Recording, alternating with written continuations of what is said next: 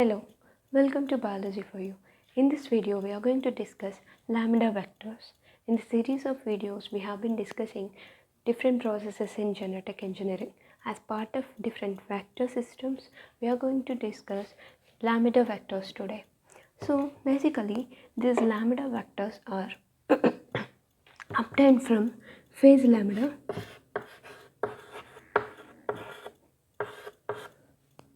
So this is basically a bacteriophage, that means it infects the bacteria. So this virus system can be modified to make it into a vector system. That means it carries the gene of our interest to the host cell. So during the genetic engineering procedures, generally we'll have a target gene which have one desirable character, and we want to express this target gene into the experimental organism to obtain these gene expression in that experimental organism or host organism.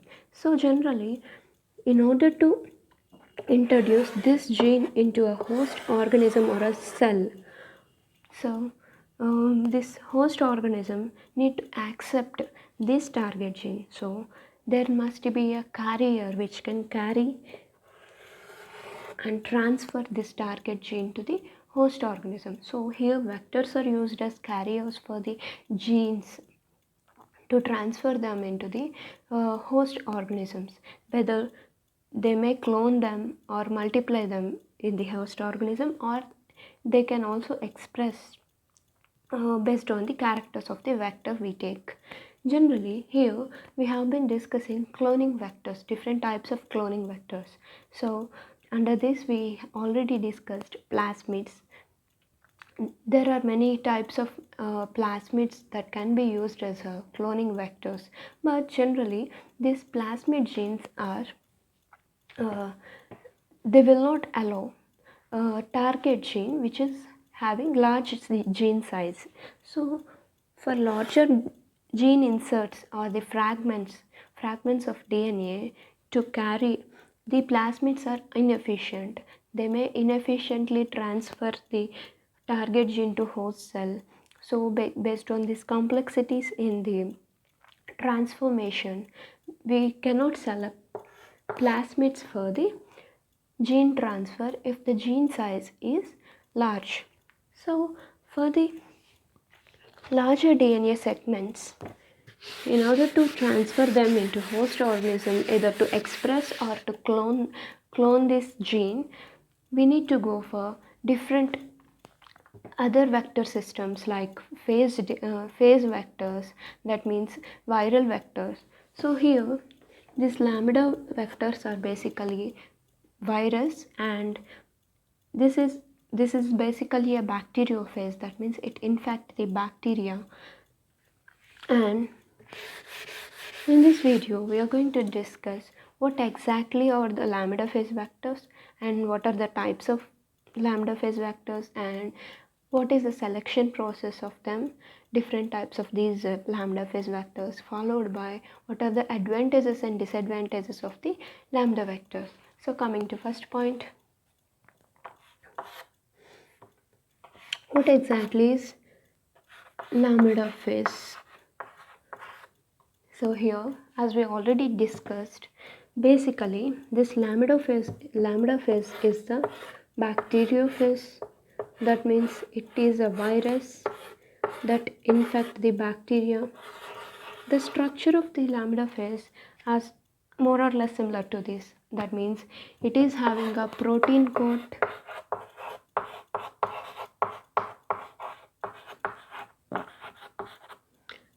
and a DNA in it. So here this protein and DNA, only two parts in that structure of the lambda phase. And when it want to infect the bacteria, so let us consider it as a bacterial host.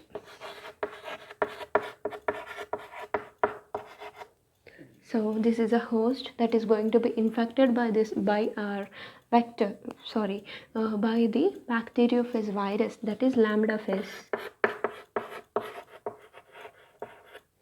So when a lamidophage wants to infect a bacteria, first it will adsorb onto the surface of the bacteria. So by physical adsorption, it will go and bind to the surface of the bacteria, and once after it adsorbs, it slowly releases its xenomic DNA into the bacterial cell. So here the bacterial cell having its own xenomic DNA, and the bacterial proteins, protein machineries, that means enzyme systems for coding these genes and all. So this bacteria is a sophisticated system. It will reproduce. It have all its enzyme machinery works for it. But once after this viral DNA enters into the bacteria. This bacteria will start working for the virus instead of the bacteria. That means this viral DNA hijacks the enzymatic machinery of the bacteria cell to produce its own proteins, its own protein coat, and its own viral DNAs. So there will be replication of viral genome followed by protein synthesis for viral proteins.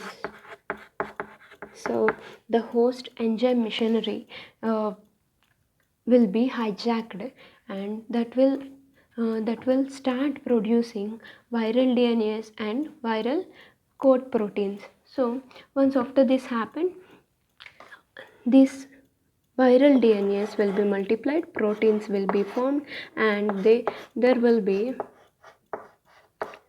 small viral particles, daughter viruses.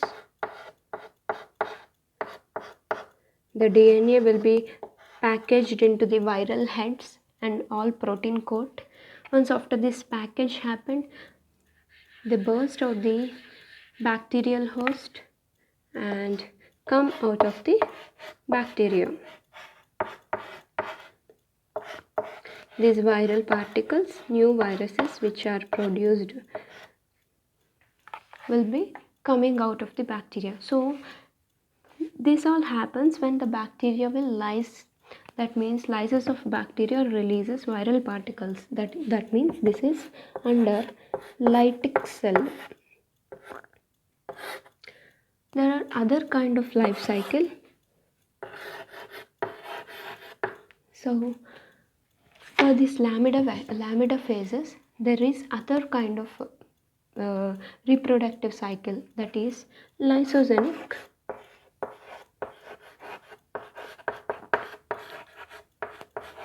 So during the lysogenic life cycle of the bacteria, generally this bacteriophage DNA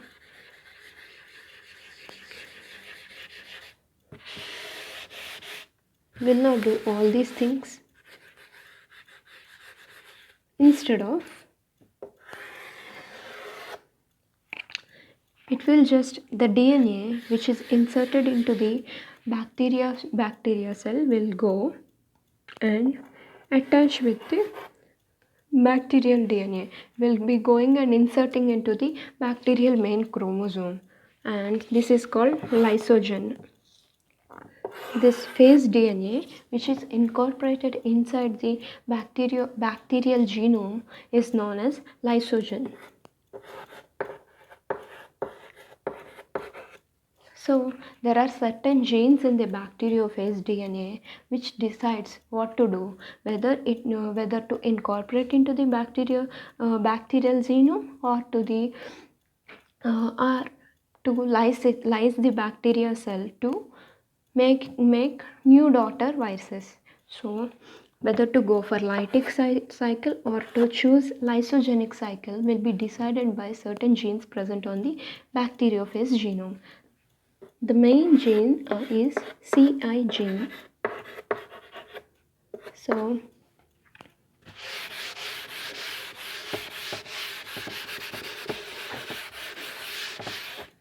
So this CI gene generally codes for the lytic repressor.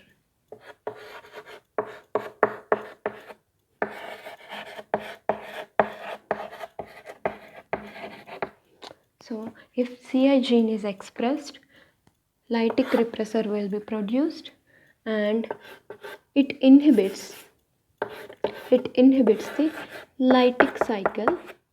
That means the viral DNA will not cause hijacking the bacterial genome, and it will not reproduce and replicate inside the bacteria, and it select for the, so due to the inhibition of lytic cycle, the virus will go for lysogenic.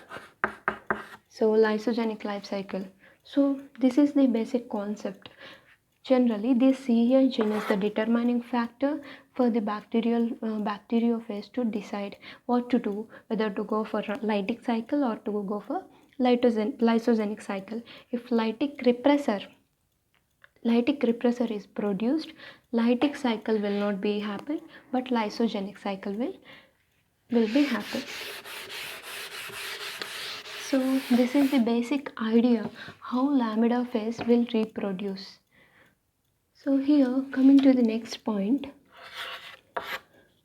what are the vector systems based on these lambda phase vectors? So here,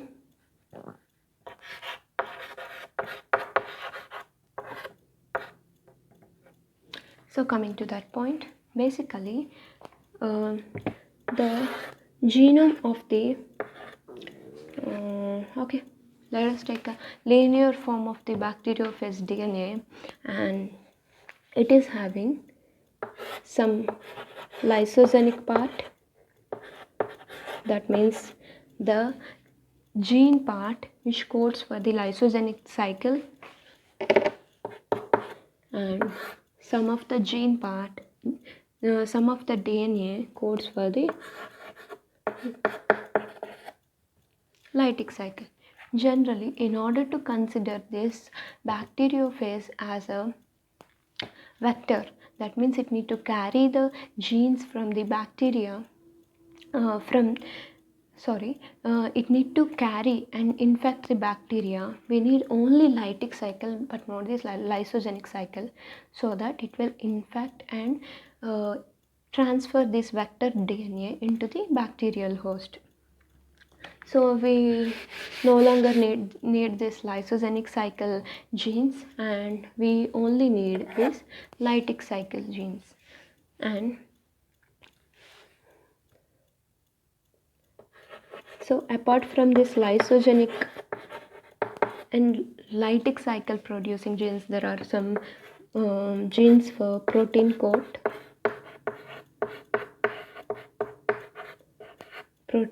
production. That means a shell in which DNA will be packaged, and some other genes like that. Along with that, some cohesive sites are there to make them into the circulation. So these are the basic part of the genes present in the viral system, viral DNA. So here, these lysogenic genes are not essential for the bacteriophage to make it alive. That means even if we don't have this lysogenic genes, still the bacteriophage can pack its DNA successfully into its protein coat. That means it can still be alive. So if we remove by any experiment, if we remove or if these lysogenic genes are deactivated, still the virus is able to infect the bacteria, inject its DNA into the host system, so that can be used for the viral vector. So here basically the lysogenic coding part of the bacteriophage is the whole length of the bacteriophage genome is 49.5 kilobase pairs, and in this only 30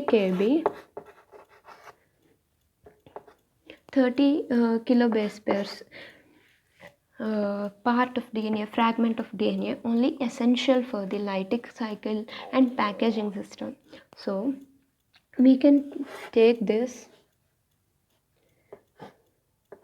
18 to 19.5 kb part of DNA, we can simply delete it, or it is not essential, we can inactivate it, we can delete it, whatever we do, but only 30 kb is enough for the packaging, successful packaging. And also one more character,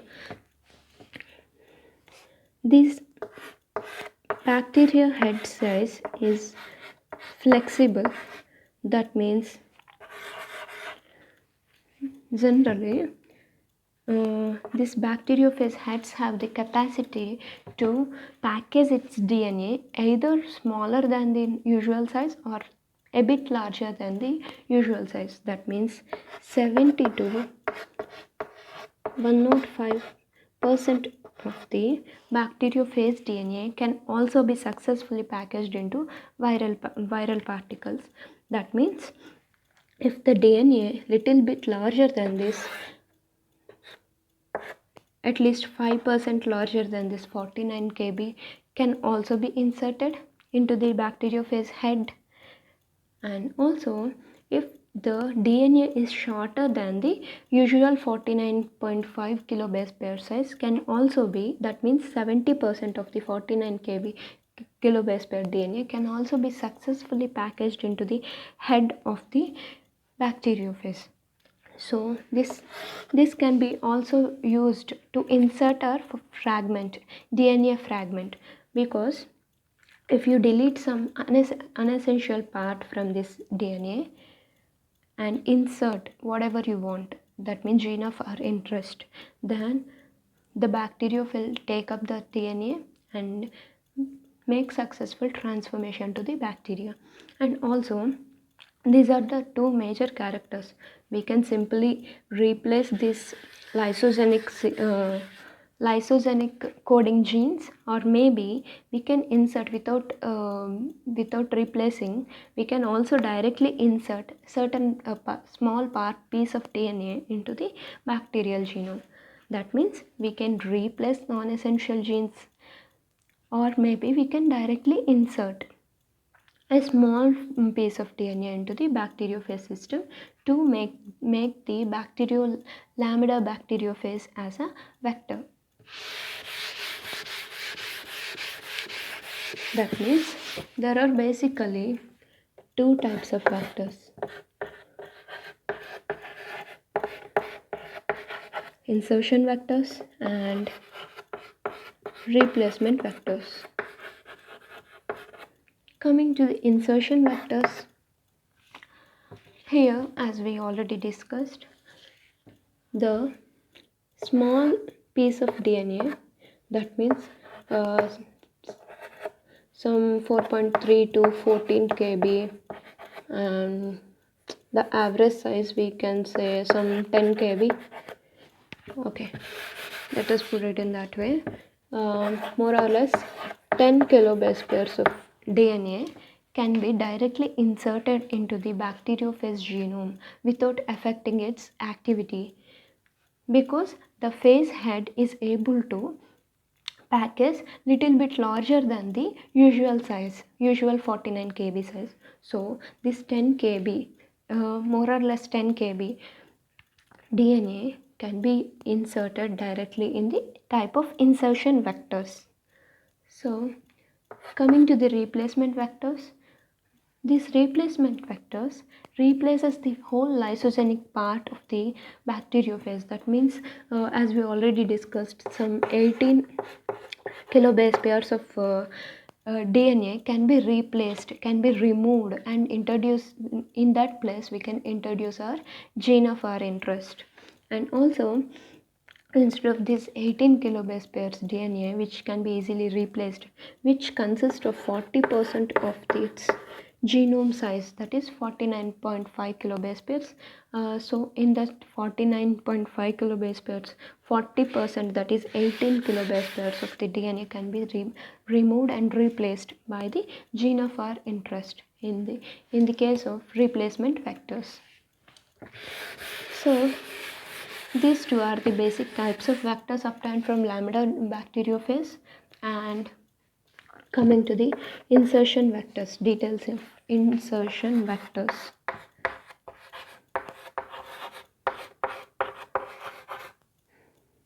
So coming to the details of insertion vectors, as we already discussed, here lambdophage protein coat accommodates little larger than the usual size of its genome. So based on that, some 10 kilobase pairs of DNA can be inserted directly into the phage genome to make it into a recombinant vector, which can be infect the bacteria. So coming to selection system, basically these insertion vectors are for making this gene construct. The restriction enzyme sites which are present on the genome of the bacteriophage, there will be naturally having many restriction enzyme sites, so we cannot insert anywhere we want. So in order to make only unique restriction sites present on the bacteriophage DNA, we need to minimize the restriction enzyme sites present on the bacteriophage. So we need to minimize the restriction enzyme sites as much as possible. So in order to do that, we need to go for either mutagenesis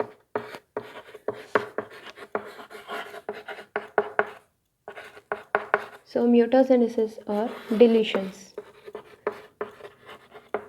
So based on this cytogenetic mutagenesis or deletions, we need to reduce many restriction sites into very minimal.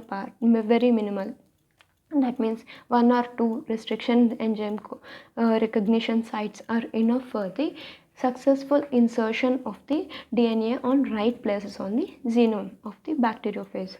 So here for that, we need to go for mutagenesis followed by the selection. That means we need to go for site specific mutagenesis at certain restriction enzyme recognition sites, followed by we need to select them. That means these already mutated phages are supposed to or may be allowed to infect the bacteria which basically have restriction modification systems which only select. That means if due to the presence of restriction recognition sites, these bacteria which are having the restriction sites for the deleted already deleted recognition sites, if we use that kind of bacteria, that specific restriction modification system for the selection, then the mutated bacteriophages will only be selected because of the lack of restriction recognition sites on them, but the remaining bacteriophages will be eliminated because of the presence of the restriction recognition sites in them. So this bacteria which is having a specific restriction modification system will select the only mutated viral particles. So by this step-by-step mutagenesis followed by selection, we need to minimize the restriction enzyme recognition sites. Minimize the restriction enzyme recognition sites. So for making insertion vectors, we need to go for that. And the carrying capacity of the insertion vector then will be 10 kb. It's more or less 10 kilobase pairs. And coming to next point, how do we select these bacteriophage vectors already transformed on the bacteria? That means the gene construct is formed.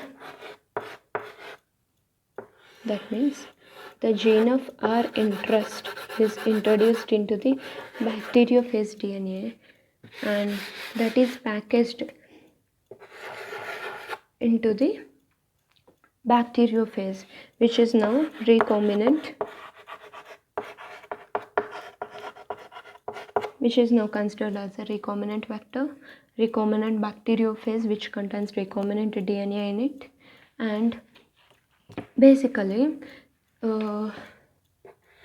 this recombinant bacteriophage is allowed to infect the bacteria. So it will insert its bacteriophage genome and make lytic genes to lytic cycle to proceed, and followed by the gene expression will happen. Basically, this recombinant viruses selected based on the lytic repressor gene. That means here gene of our interest basically introduced into CI gene. As we already discussed, CI gene is coding for the lytic repressor.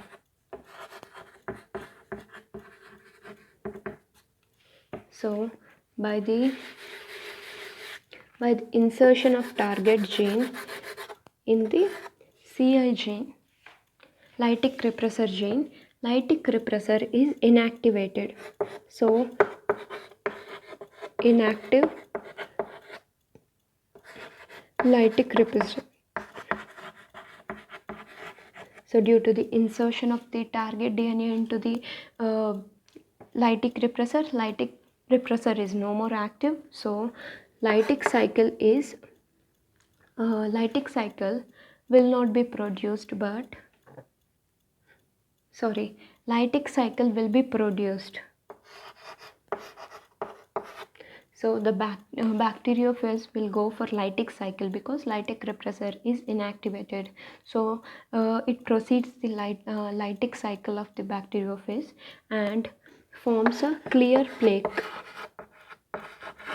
So when this bacteria infected with this recombinant vector, it forms very clear plaque because of the lytic proceeding of the lytic cycle. So non-recombinant bacteriophages, if they infect the bacteria, they produce cloudy plaque. That means this non-recombinant bacteria in which gene of our interest is not present, the CI gene, lytic repressor, is active and it allows the lytic cycle as well as the lysogenic cycle, either or simultaneously both will be active to produce cloudy plaques of the bacteriolysis. That means the bacteria cells will not be lysis due to the absence of lytic cycle. Recombinant bacteria which are having these viral particles in them will produce clear plaques. The bacterial colonies which don't have this recombinant vector in them will produce cloudy plaques. So based on this, we can select the bacteriophage recombinant bacteria, the transformed cells which are having recombinant bacteria. So coming to the advantages and disadvantages of these insertion vectors, here these are very simple, similar to plasmid vectors. These are a bit simple, easy to construct,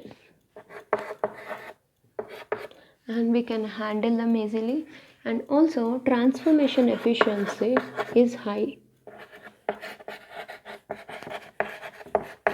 So as we are using a live bacteriophage system for infecting the bacteria which carries recombinant vector in that, so because of this live infecting system, here the transformation of the gene of our interest into the host organism will be very much efficient.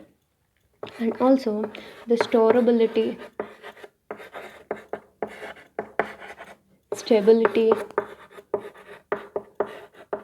of the recombinant DNA or the or this gene of our interest in host system, the expression and the stability of the maintenance of this gene of our interest in the host organism will be higher. And by this, the carrying capacity of the DNA will be little bit higher than the plasmids. That means similar to 10 or less than 10 kb of DNA can be inserted in that. Coming to the basic disadvantage with this.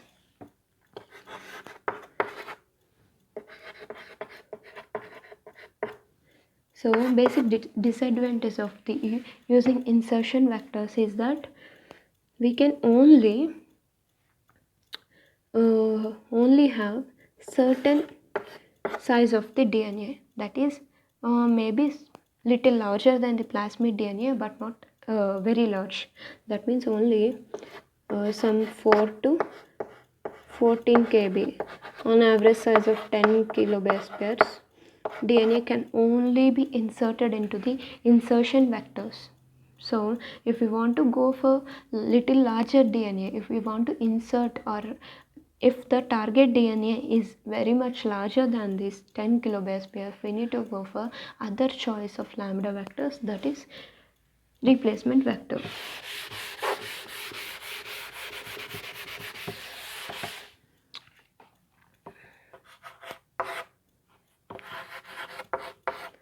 So again we will discuss about replacement vectors.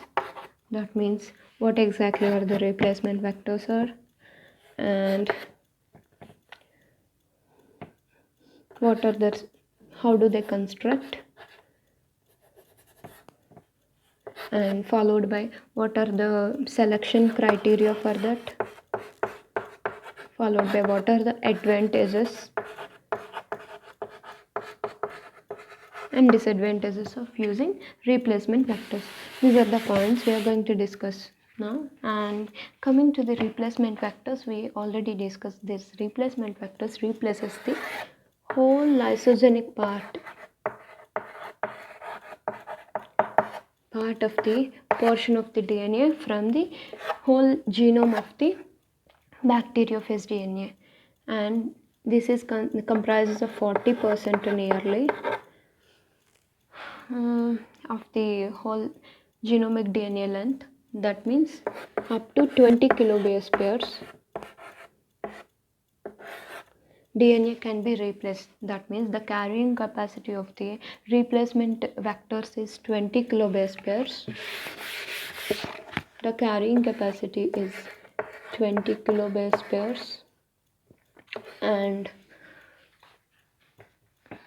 in which whole lysogenic part is replaced. And how do we construct that? That means here we are going to replace this. We are going to cut this lysogenic portion of the bacteriophage DNA and replace it with target gene,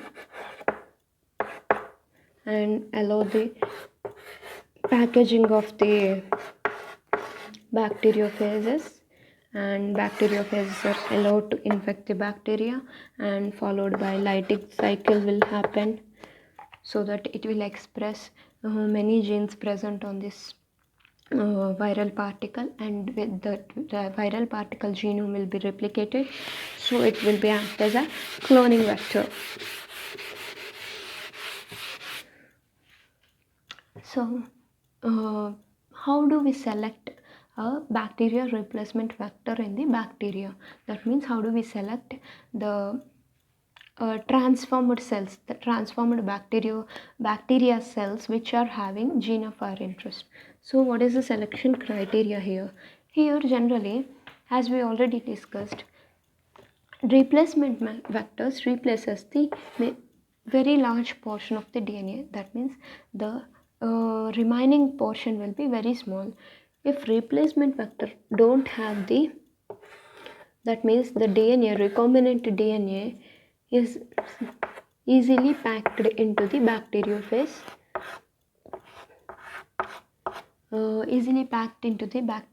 coat. But if it don't have recombinant DNA, that means non-recombinant bacteriophage DNA, due to its short size, it cannot easily packaged.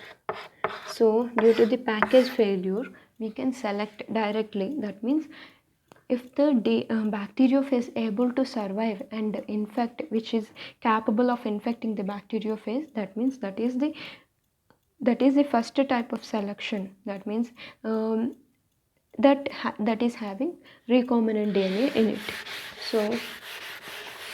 So based on the size, that means it is having size selection. The second type of selection is that generally there is something called stuffer fragment. So while constructing this recombinant DNA which replaces this lysogenic portion here, during the vector preparation there will be a stuffer fragment. Stuffer fragment will be inserted into the in the place of lysogenic portion, which is replaced. So here in order to make a bacteriophage DNA into recombinant DNA, we are going to remove this lysogenic portion and replace it with this stuffer fragment. So it will be considered as the vector system, useful for the recombinant process. So while we go for recombinant DNA preparation, this stuffer DNA will be replaced with the target gene. So this target DNA will be replaced with this stuffer DNA, and in the portion of stuffer DNA, generally it carries this stuffer DNA carries genes for its sensibility towards the bacteria in which there is a lysogenic virus. So if the bacteria is lysogenic with, that means the bacteria which is already infected previously with the unrelated bacteriophage called P2, then this stuffer fragment which carries genes are responsible for its sensitivity towards the lysozyme present in the bacteria. That means because of the presence of this stuffer DNA, the bacteriophage will not survive in the bacteria which is already infected with this P2, unrelated bacteriophage called P2. So if we remove this stuffer DNA and replace it with target DNA, so target gene or target DNA, then so due to lack of this sensibility, it lost its sensibility towards this unrelated lysogenic infected bacteria. That means it able to survive in a bacteria which is previously infected with the bacteriophage like P2. So due to lack of its sensibility towards the lysogen present on the bacteria, it able to survive. That means the recombinant DNA which replaces the stuffer DNA which is responsible for its sensitivity, but it is replaces it with the target DNA. So it lost its sensitivity towards this bacteriophage system which is already infected with the P2 system. So based on the resistance that got due to the replacement of stuffer fragments, recombinant DNA, recombinant vectors are selected. That means this SPS system, SPI system, sensitivity stands for sensitivity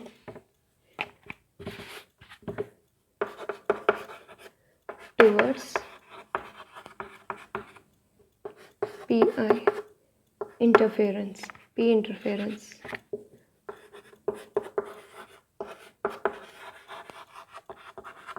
We are going to select recombinants.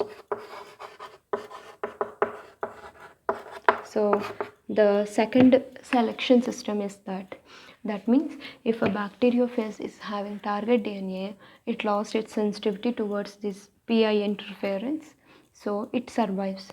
The non-recombinant bacteriophages will not able to survive because of its presence of its stuffer fragment, which is responsible for the sensitivity towards PI interference. So recombinant bacteria, which consist these bacteriophage recombinant vectors in them, will be selected. That means transformed bacteria will be selected, non-transformed bacteria will not be selected. So that is the other selection criteria. Coming to the next part, what are the advantages and disadvantages of the replacement vectors? That means coming to the advantages, here these vector systems, that means these lambda phase replacement vectors have large insert size. That means the carrying capacity of target gene for replacement vectors is high, as much high as 20 kilobase pairs. So 20 kilobase pairs DNA can be inserted and successfully transformed. And similar to the insertion vectors, the transformation efficiency is also high, followed by storability,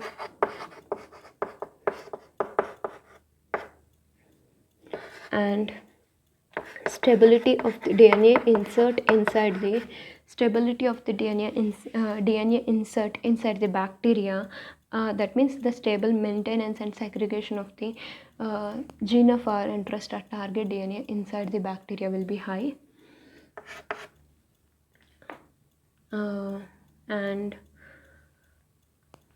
coming to the basic disadvantage of the replacement vectors is that it is very complicated process. That means it's a very complex system to prepare a gene construct and to make the transformants to select. But one more advantage with this replacement vectors is that size based selection. That means if we are not going for the SPI system for the selection, we can simply select by size. So these are the basic characters of the insertion vectors and replacement vectors. Coming to the examples. So for insertion vectors, lambda Z10 or lambda Z11 are the popular examples from the insertion vectors. Coming to the replacement vectors, lambda EMBL 4 is the popular example from the replacement type of replacement vector. So here ends the discussion related to the lambda phase vectors, and here in this video we discussed what exactly is the lambda bacteriophages and how it will reproduce. That means what are the different cycles, lytic cycle and lysogenic cycle of the lambda phase, how it will infect the bacteria. Coming to the vectors designed from the lambda bacteriophage, there are two types of vectors: insertion vectors and replacement vectors.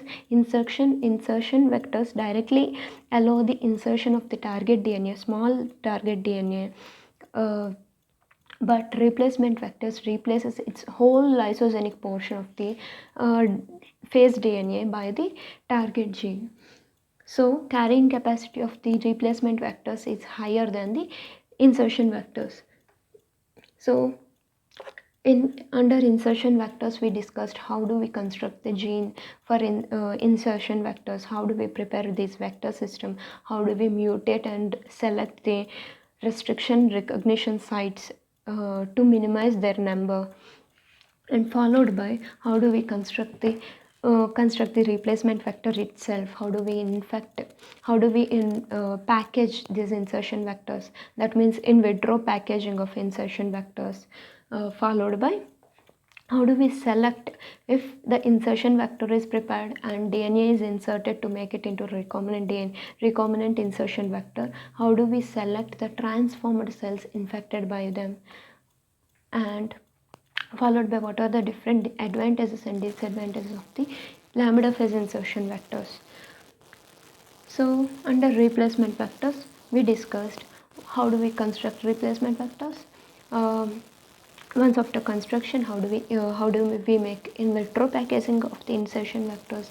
How do we select the transformed cells of the bacteria which are infected with this lambda bacteriophage, which is recombinant, and what are the basic advantages and disadvantages of the replacement vectors, followed by what are the different examples from the insertion and replacement vectors. So here ends the lambda vectors discussion. Let's meet in the other topic.